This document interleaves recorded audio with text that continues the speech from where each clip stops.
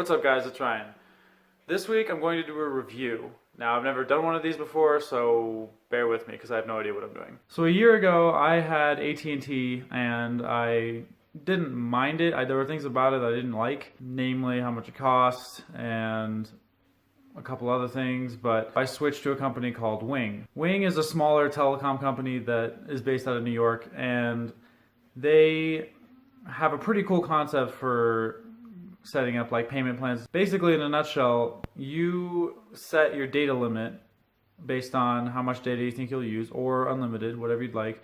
But if you set your data limit, you actually get money back for the data that you actually don't end up using every month. First of all, let me mention I'm not being paid by Wing or anyone from that company to do this review. I'm just doing it of my own free will. So I've had Wing for exactly a year. The first thing that popped in my head when I was switching over to Wing was, is the service going to be as good as one of the major carriers like AT&T or Verizon or any of these? After having it for a year, yes, the service is actually better than AT&T's that I've seen.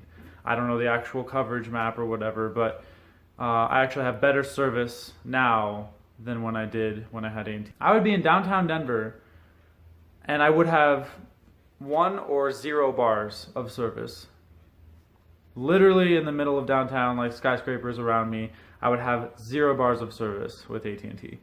Now that I have Wing, I literally, there's only one place that I've been that I didn't have service, and that was when I was basically in the middle of nowhere, Montana. I looked it up, and the only cell phone service that actually has coverage where I was Verizon. I still had service in some areas, but it was kind of hit or miss. But literally, unless you're like in the middle of nowhere, which, you know, I'm not typically. If you live in a city, you're pretty much covered. That's the only time I ever did not see service. And I was like 3 miles from Canada, so I'm not going to complain. But overall, I've seen an improved service from AT&T to Wing, so that has been pretty cool. And I'm paying less money than I was. I was paying $70 plus my phone payment, which was about $30-ish. So I was basically paying $100 every month for AT&T. And I was just figured I may as well switch to something that's new. Why not? So as far as the review goes, let's get into the pros of Wing and the cons of Wing. The biggest pro so far that I've seen from them has been the customer service. I literally can open my phone, go to the Wing app, press chat, and I will get someone within a minute to talk to me, texting. I can actually schedule a call too, but I prefer texting because it's just easier. I am blown away by how good their customer service. They might have the best customer service that I've ever seen. Because not only are they timely, like they literally get to me within like a minute or two, but they also understand what I'm saying.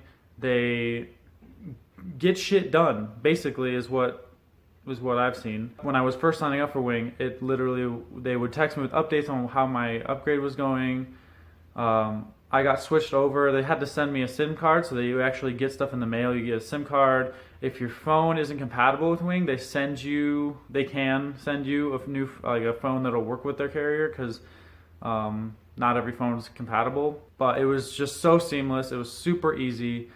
Like, they actually kind of stayed with me until I was completely done, and even past that. And they even checked up with me, I think like a week later, to see how it was going, and I was like, it's awesome, thank you. It was just the best experience I've ever had with upgrading a phone or changing carriers, and I wasn't even in a store. I was in my boxers in my room. Kind of interesting how this small company can do that, when AT&T and all these other places have stores that you can go to, and it takes hours and it sucks, and then things don't work, and it's like, how? Another thing too that people hate about some of the bigger carriers is that they don't understand their bill. They don't know what they're actually paying for. On the Wing app, you can see exactly like a breakdown of everything. Like, here's your data, here's what your phone is, here's a credit from last month because you didn't use all your data last month, and then here's the taxes, fees, boom, there's your bill. And it's like one screen large. Like, you don't have to even scroll. Like, it's one screen. Talk about clarity. It was super easy to understand, and like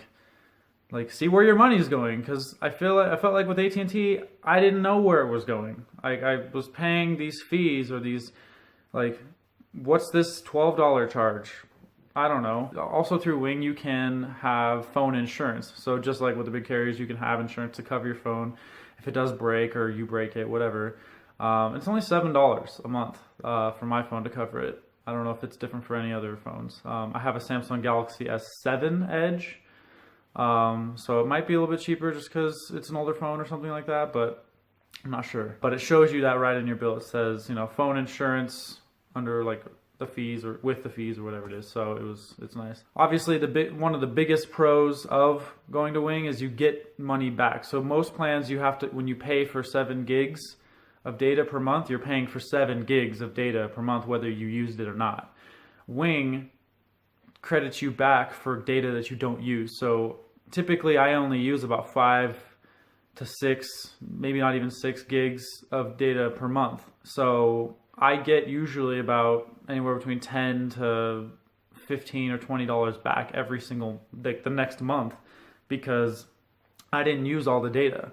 You pay for what you used. So that's just the fairest thing to me. And you can also set a data alert too. So you can set it to where if you pass a certain amount of data, it'll alert you like, hey, watch it. But with me having to kind of be conscious of that, I'm on my phone less, which I think a lot of us, that's a goal of ours, is to not be on our phones so much.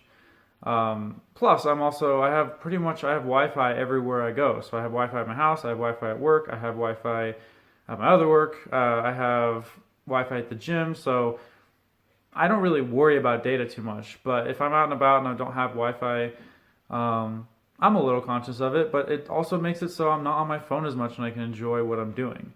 So it's kind of like a con and a pro at the same time, I guess, but it's not even a con. I don't consider it a con. As far as the phones you can get for the Wing, they have all of the major phones. So they have I think they have all of the new iPhones. They have the new Samsungs. They have Pixels. I think they have some LGs. You can get a cheaper phone, like a low budget Android. There's also flip phone plans available. So if you want to get your grandma on something like this, you can. And they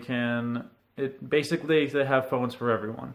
So you can see how far along you are in your device lease as well. So I'm like just past 60% of paying off my phone, which once you pass 60%, you can upgrade. So I might talk to them about trying to upgrade my phone. So it's kind of super nice to see like they let you know right away when you're able to upgrade your phone. That's super cool. Because when I was with AT&T, I had no idea when I was eligible for an upgrade. I would look and it was like, oh, I could have gotten a phone 6 months ago.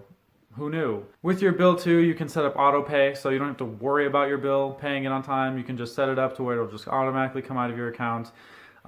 Super helpful for people who are busy. I know I would forget if I didn't have that on. I've mentioned the app a couple of times, but it's super easy to navigate. It's super transparent. You can see all the credits you've gotten for every month for all the data you haven't used, all your bill statements.